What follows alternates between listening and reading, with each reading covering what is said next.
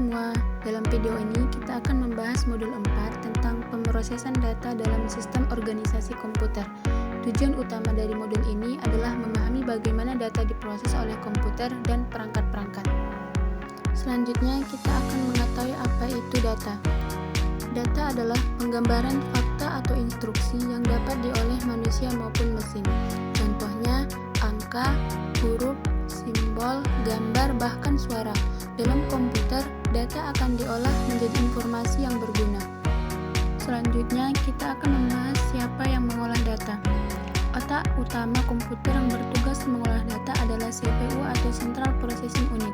CPU terdiri dari 3 bagian penting.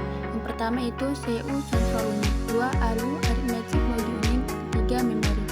CPU bekerja berdasarkan instruksi program dan kecepatannya diukur dalam Hertz, misalnya 3 GHz. Selanjutnya kita akan membahas apa itu Central Unit.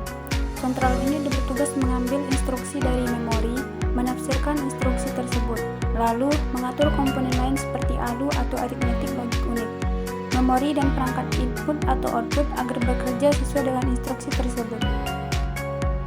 Jadi, Central Unit itu bisa diibaratkan seperti pengatur lalu lintas atau sutradara dalam pembuatan film. Dia tidak melakukan pekerjaan seperti acting atau mengedit video, tapi dia mengatur siapa yang harus bekerja, kapan, dan bagaimana. Selanjutnya kita akan membahas apa itu ALU atau Arithmetic Logic Unit. Adalah bagian dari CPU yang bertugas untuk melakukan operasi aritmatika atau perhitungan matematika dan operasi logika atau perbandingan dan logika dasar. Jadi, cara kerja CPU adalah otak, maka ALU adalah bagian otak yang menghitung dan membandingkan. Misalnya, saat kamu pakai kalkulator di komputer, itulah kerja ALU. Selanjutnya, kita akan membahas apa itu memori. Memori adalah komponen penting untuk menyimpan dan mengolah data selama komputer bekerja. Tanpa memori, komputer tidak bisa menjalankan program atau menyimpan informasi apapun.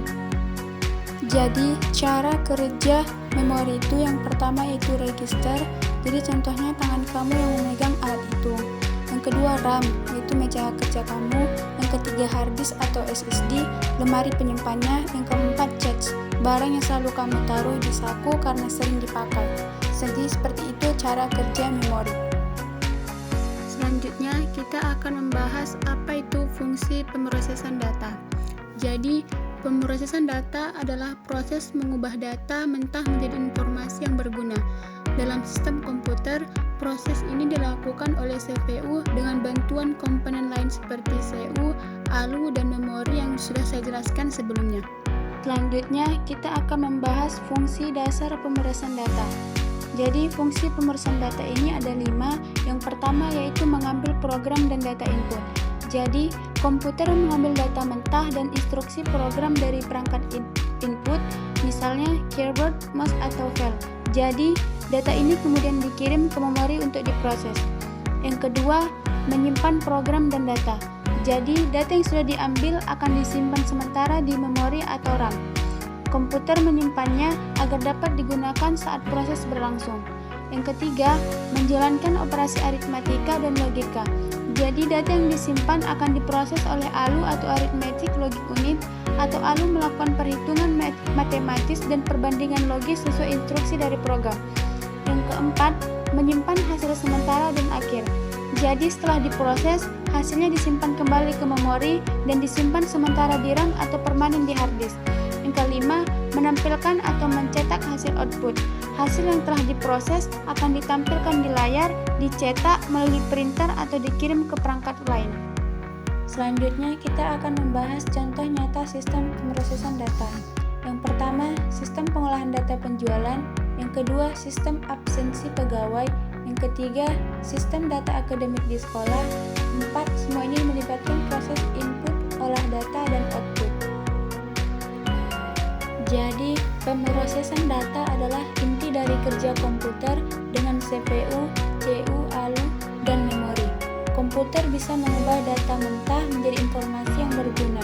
Inilah dasar dari semua sistem informasi modern. Jadi, kesimpulan dari pemrosesan data adalah dalam arsitektur komputer, pemrosesan data tidak hanya tentang menghitung, tetapi tetapi juga mengatur bagaimana instruksi dijalankan, data disimpan, dan hasil ditampilkan. Semua itu membutuhkan kerjasama antara komponen-komponen CPU dari memori, agar sistem komputer dapat bekerja dengan efisien, cepat, dan tepat.